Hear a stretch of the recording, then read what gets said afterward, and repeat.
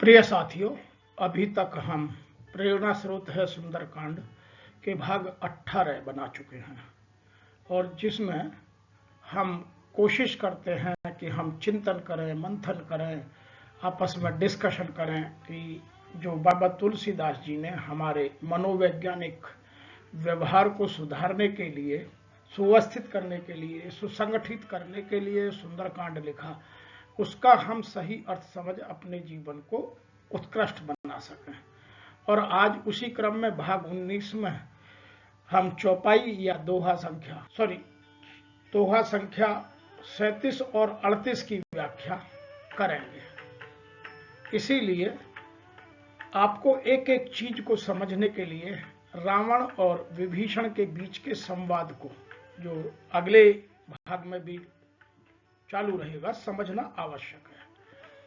और बाबा तुलसीदास जी ने हमारे विचारों को सुसंगठित करने के लिए ही सुंदरकांड की रचना की।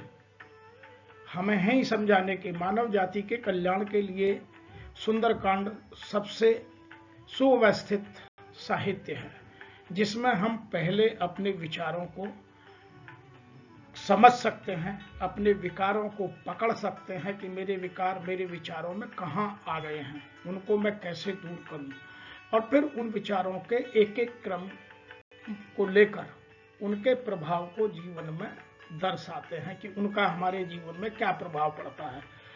और यदि आप ठीक से सुंदरकांड को समझने लगे हैं तो एक बात अवश्य समझ में आएगी कि दोहा 33 के बाद, जहां हनुमान जी अप्रत्यक्ष हो जाते हैं, हनुमान जी 33वें दोहे तक या 33वीं चौपाई तक तो प्रत्यक्ष रूप से नजर आते हैं, उसके बाद वो अप्रत्यक्ष हो जाते हैं। तब से और 60वें दोहे तक बाबा तुलसीदास जी ने विकारों को हमें समझाने के लिए उनके उदाहरण, उनके प्रश्न और उनके उत्तर एक साथ देने की हमें विभिन्न संवादों से कोशिश की है। और इस संवाद में बहुत जीवन के विकारों को पकड़ने की और उन्हें समझाने की, उनका हमारे जीवन में क्या प्रभाव पड़ता है, उनको दर्शाने की कोशिश की है। आइए समझते हैं और आनंद लेते हैं कि सुंदरकांड से हम अपने जीवन को कैसे उत्कृष्ट बना सकते हैं, कैसे कमियों को दूर कर सकते हैं। यहां लिखा है, श्रवण सुनी सठता कर बानी, बेहसा जगत विदित अभिमानी। क्योंकि हमने पिछले 18वें भाग में रावण और मंदोदरी के संवाद की बात की थी, जो अभी भी चालू हुआ है। तो यहां उन्होंने दो बातें हमें समझाने की कोशिश की है कि अहंकारी व्यक्ति कभी भी किसी की बात को स्वीकारता नहीं है, सुनता नहीं है, वह केवल अपनी ही बात कहता है और अपनी ही केवल बड़ाई चाहता है। तो यहां मंदोदरी ने रावण को स्पष्ट से समझाया, फिर भी मूर्ख और जगत प्रसिद्ध अभिमानी रावण को अपनी पत्नी की, जो उसके भले के लिए कह रही है, एक बात सुन में नहीं, और वह खूब हंसा।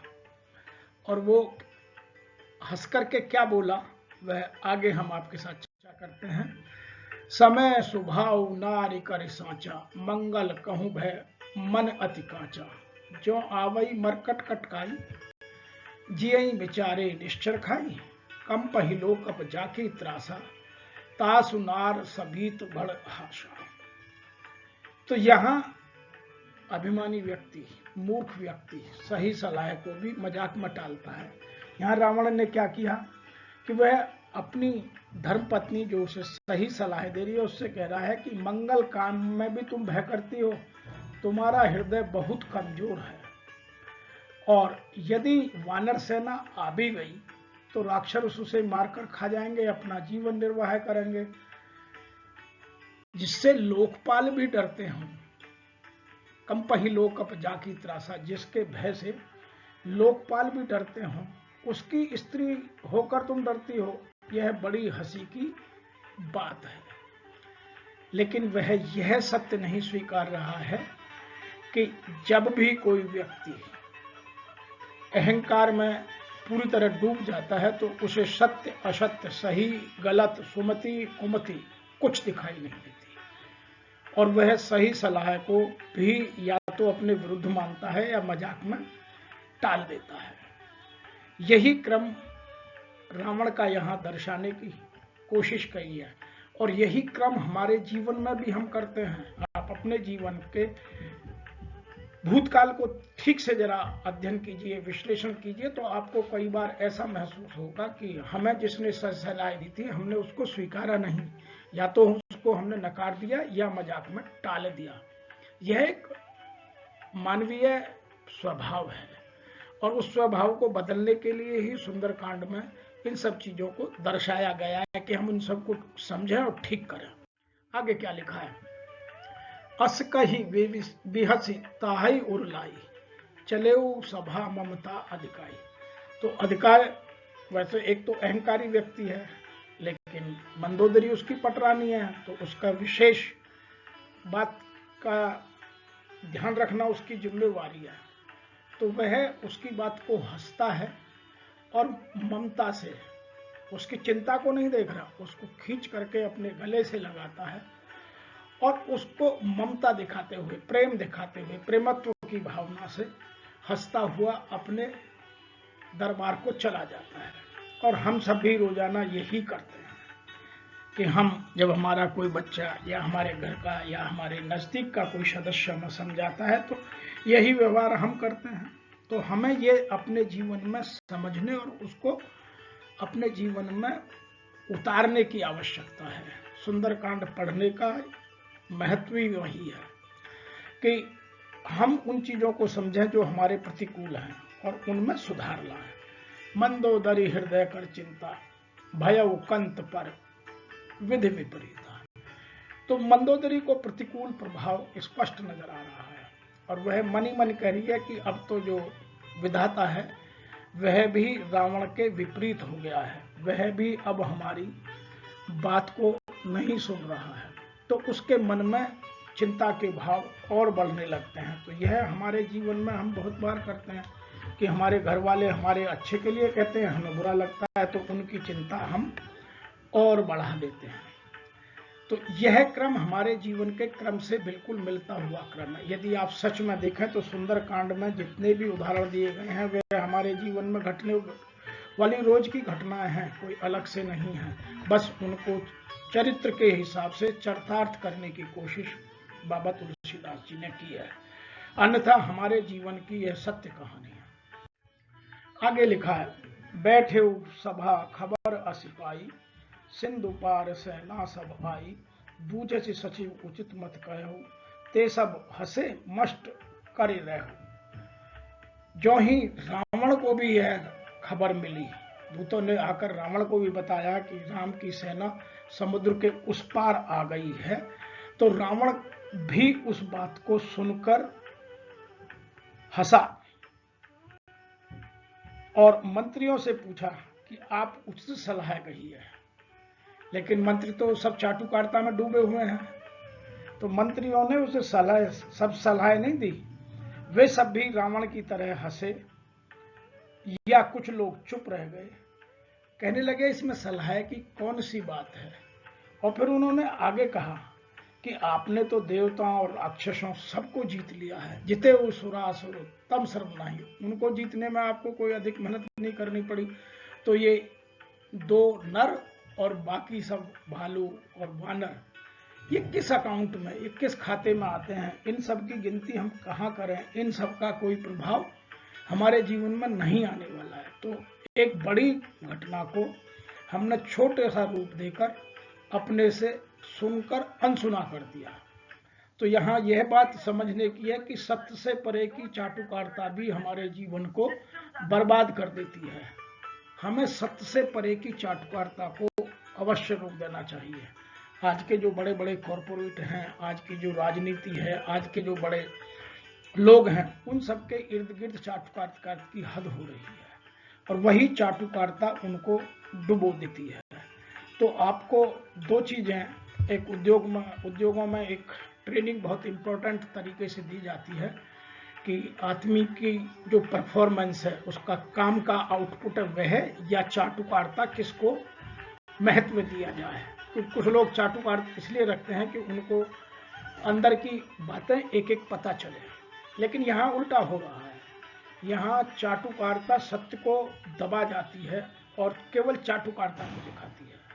तो यह हमारे जीवन में होने वाली रोजाना की घटना है। तो हमें चाटुकारों से सावधान करने के लिए बाबा तुलसीदास ने यहाँ इस तरह के लाइनों का प्रयोग किया है, ऐसा मेरा मत है, ऐसा मैं मनोवैज्ञानिक तरीके से सोचता हूं।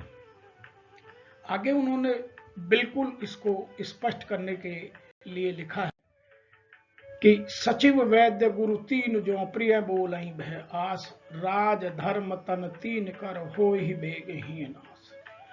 कि यदि हमारे सेक्रेटरी, मंत्री, वैद्य मीन्स डॉक्टर, गुरु मीन्स उन्हें टीचर कहिए, मेंटर कहिए, कोच कहिए, बॉस कहिए, गुरु कहिए, या आप जो भी सलाहकार कहिए, जो भी आप कहें, वो यदि तीनों लालच और भय के कारण सत्य नहीं बोलते हैं तो राज्य का, धर्म का और शरीर का, तीनों का नाश बहुत जल्दी हो जाता है, शीघ्र हो जाता है। इनको जाने में कोई देर नहीं लगती। इसीलिए सदैव ठाकुर स्वाति भाव से बचना चाहिए। लेकिन यहां मैं एक बात और भी कहना चाहता हूं जो हमारे लिए बहुत उपयोगी है कि यहां देखिएगा, मंत्री जी जितने भी उसके सचिव हैं वो रोजाना रावण की स्तुति करते हैं, मीठी मीठी बातें सुनाते हैं। वैद्य, सुषेण वैद्य, उसको पता है कि राम और रावण का युद्ध होने वाला है, फिर भी उसने राक्षसों को जिंदा रखने के लिए, अमर करने के लिए संजीवनी मंगाकर नहीं रखी। जो आगे के रामचरितमानस में आपने पढ़ी और सुनी होगी कि जब लक्ष्मण जी को शक्ति लग जाती है तो हनुमान जी केवल लक्ष्मण जी के लिए संजीवनी लाते हैं। यदि सुषेण वेद को यह सब पता था तो उसने राक्षसों के जीवन के लिए, उनको अमर बनाने के लिए संजीवनी मंगाकर क्यों नहीं रखी। तीसरा प्रश्न, जो रावण के गुरु हैं वो शिव हैं, वो रोजाना अपनी पूजा कराने सुबह लंका आते हैं, उन्होंने कभी रावण को नहीं समझाया। तो इसके दो भाव निकलते हैं, उनको समझना बहुत आवश्यक है कि जब आदमी अति अहंकारी हो जाता है, अति उत्साही हो जाता है, समाज के लिए घातक हो जाता है, तो सब लोग उसके प्रभाव से बचना चाहते हैं और उसको सत्य से दूर ले जाना चाहते हैं, ताकि वह स्वयं ही अपने मूर्खता के, मूढ़ता के या अपनी कुमति के जाल में फंसकर सदैव के लिए समाप्त हो जाए। तो यहाँ इसके अर्थ दोनों भावों में आप समझ सकते हैं। यदि आपको आध्यात्मिकता की गहराइयों में जाना है, अपने जीवन को गहराइयों तक ले जाना है, तो आप दोनों अर्थों को समझिएगा। और साधारण भाषा में तो अर्थ यह है कि आज के आप डॉक्टरों को देखिए, वो कभी भी मरीज से, अपने पेशेंट से सत्य नहीं बोलते। वो जिसके पैसे पर अपना जीवन बिता रहे हैं, वह पैसा सब मरीजों से आता है, उसी से रात दिन झूठ बोलते हैं, तो उनका क्या हाल होगा। दूसरा, आज का जो गुरु है, आप चाहे आप धार्मिक गुरुओं को देखिए या आप शिक्षा में जितने गुरु हैं उन सबको देखिए, वो कोई अपने विद्यार्थी से, कोई अपने शिक्षार्थी से, कोई अपने शिष्य से सत्य नहीं बोलता। सबको धनार्जन की, धन कमाने की या तो पड़ी हुई है, या मेरे को क्या है, ये मेरे तो 1 साल का स्टूडेंट है, पास होगा चला जाएगा। तो वो उनसे सत्य से बचना चाहते हैं। या तो उन्हें भय है या उन्हें अपनी नौकरी का, अपने प्रमोशन का, कि मैं यदि किसी के साथ कुछ कहूँगा तो उससे मेरे जीवन पे उल्टा प्रभाव आ सकता है, तो मैं किसी से क्यों कहूँ।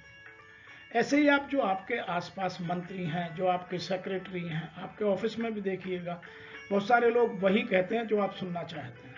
तो यह जिम्मेवारी आत्मानुशासन में आती है कि हमें अपने आत्मानुशासन को ठीक रखना चाहिए। हमें यदि अपना आत्मानुशासन हम जगाए रखें, अपने आप को ठीक रखें, तो ये कमियां कभी भी हम पर हावी नहीं हो सकती। इसीलिए सुंदरकांड को सुंदरकांड के भाव से, धर्म को धर्म के तरीके से समझिए। हम धर्म को आडंबर में ना कन्वर्ट करें। जो आज के सो कॉल्ड गुरु हैं वो धर्म नहीं समझा रहे हैं, वो या तो हमें हमारे रीति रिवाजों रीति रिवाजों से डराकर हमें कमजोर कर रहे हैं या हमें गलत दिशा में ले जाने का प्रयास कर रहे हैं, क्योंकि उनका अंतिम उद्देश्य हमसे धन कमाना है, हमारा सुधार या हमारा उद्धार करना नहीं है। तो अब इन सब चीजों के अर्थ को कुछ इस तरह के भाव से समझिएगा। आगे बात करते हैं कि आगे बाबा तुलसीदास जी ने क्या लिखा है। सोई रावण कहूं बने सहाय, स्तुति करहीं सुनाई, अवसर जान विभीषण आवा, भ्रात चरण शीशुत ही दावा। कि उसी समय रावण के लिए भी वही सहायता संयोग आ बनी कि उनका भाई जो मंत्रियों के मुंह पर उनकी बात कर रहे थे, उनकी स्तुति कर रहे थे, उनका भाई आ गया और अवसर आकर उन्होंने भाई के चरणों में सिर नवाया और अपनी बात कही। तब वो जब सबसे पूछ रहे थे तो विभीषण भी आकर, क्योंकि वो भी उनके एक दरबारी थे, वो आकर बैठ गए और उन्होंने उस अवसर का पूर्ण प्रयोग किया। हम अपने जीवन में यह बात सुंदरकांड से यहाँ सीख सकते हैं कि अवसर बनाया जाता है, अवसर को पैदा किया जाता है, अवसर का सदुपयोग किया जाता है। कुछ लोग जीवन में अपने अवसर को यूं ही गुंवा देते हैं। विभीषण जी यहाँ चाहते तो चुप बैठे रह सकते थे, लेकिन विभीषण जी ने अवसर का सदुपयोग किया और उन्होंने क्या कहा, पुण्य सिर नाई बैठ निज आसन, बोला वचन पाए अनुशासन, जो कृपाल पूछे मोय बाता, मति अनुरूप कहूँ हित ताता, जो आपन चाहे कल्याण, सुजस सुमति शुभ गति सुख नाना। तो उन्होंने रावण को समझाने के लिए सबसे पहले अपने आसन पर पूर्ण अनुशासित ढंग से जाकर बैठे, कहीं भी अभद्रता का या अशिष्टता का परिचय नहीं दिया। तो हम भी ये समझें कि जब भी हमें किसी को सलाह देनी हो, एक तो बिना मांगे सलाह ना दें, दूसरा जब सलाह दें तो हम पूरी तरह से शिष्टता से और पूरी तरह सभ्यता के दायरे में रहें, और जब कोई पूछे अपनी बुद्धि अनुसार उसके हित की बात कहें। और उन्होंने यहाँ क्या कहा, जो कृपाल पूछे मुँह बाता, यदि आप मुझसे पूछते हैं तो मैं अपनी बुद्धि के अनुसार आपको हित की बात बता रहा हूँ। उन्होंने कहा, जो आपन चाहे कल्याणा, सुजस सुमति शुभ गति सुख नाना। यदि मनुष्य अपना कल्याण, सुंदर यश, सुबुद्धि और शुभ गति और नाना प्रकार के शुभ चाहता है तो उसको क्या करना चाहिए, उनको यहाँ समझाने की उचित सलाह दी है, उसके परिणाम बताए हैं। यहाँ किन चीजों पर सलाह दी है, देखिए सुंदरकांड में एक बहुत अच्छी बात है कि जीवन के हर पहलू को छूने की कोशिश की गई है, और यहाँ उन्होंने उन सब चीजों को हमें बताने की कोशिश की है कि जिनसे हम उन चीजों में सुधार कर सकें। नंबर 1 कल्याण, नंबर 1 सुयश, कि हम अपनी यश, कीर्ति, यशोगान, सुबुद्धि और शुभ गति और इस तरह के और अन्य कृत्य जिनको हम सुधारना चाहते हैं, तो हमें अपने जीवन में किन चीजों को दूर कर लेना चाहिए। विभीषण जी ने अपने बड़े भाई रावण को यहाँ स्पष्ट रूप से समझाया, और हमें भी रोजाना हमारे विचारों में कोई ना कोई हमें उन चीजों पर ध्यान देता है, दिलाता है, टोकता है, रोकता है, बोलता है, समझाता है, लेकिन हम कितना स्वीकारते हैं, यह है आपको अपना आत्मविश्लेषण कर ही पता चल सकता है। यहाँ विभीषण जी ने क्या कहा, सो पर नार लिलार घुसाई, तदऊ चौथ के चंद की नाही, 14 भवन एक पति होई, भूत द्रोह तिष्ठहि नहीं सोई, गुण सागर नागर नर जो, अलप लोभ बल कहे न कोई। तो उन्होंने रावण को एकदम स्पष्टता से बिना किसी लाग लपेट के सारी बातें समझाई कि यदि आप अपना हित चाहते हो तो पर स्त्री, उन्हें पता है कि ये सीता जी को जबरदस्ती उठा कर लाया है, बल्कि यदि उनके साहित्य को पढ़ा तो उन्होंने तो यहाँ माँ जगदम्बा वर्ड यूज किया है, कि माँ जगदम्बा सीता जी को यह दुष्ट उठाकर ले आया है और उसे तत्काल प्रभाव से छोड़ देना चाहिए। लेकिन हमारे लिए आज जो वर्तमान में समस्या है, जो परनारी की समस्या आज बहुत बढ़ गई है, शहरों में या छोटे शहरों में या गांवों में हर तरफ जो स्त्री मोह की समस्या आज विकट होती जा रही है, उसको हमें तत्काल प्रभाव से छोड़ देना चाहिए। और तत्काल प्रभाव भी कैसा? जैसे हम चौथ के चंद्रमा को, अब चौथ का चंद्रमा देखना हमारे हिंदी साहित्यों में या हमारे धर्म ग्रंथों में त्याज्य है, उसको किसी कीमत पर भी नहीं देखना चाहिए। देख लिया तो उसके लिए भी कुछ पश्चाताप के कारण बताए गए हैं। उसका एक साइंटिफिक रीजन है, जब हम सुंदरकांड की वैज्ञानिक रूप से व्याख्या करते हैं तो उनको बताते हैं। लेकिन चौथ का चंद्रमा त्याज्य है, इसीलिए किसी भी बुराई को तत्काल प्रभाव से उसी तरह छोड़ देना चाहिए जैसे चौथ के चंद्रमा को नहीं देखते हैं। आगे लिखा है, 14 भवन एक पति होई, भूत द्रोह। इन चीजों में, अपने जीवन में इन चीजों से दूर रहते हैं तो वह उन चीजों को अपने से ऊपर उठाएं। जो मनुष्य गुणों का समुद्र और चतुर हो, वह थोड़ा भी लोभी क्यों ना हो, उसका भी कोई भला नहीं कर सकता। यहाँ यह हमें समझाने की कोशिश की गई है।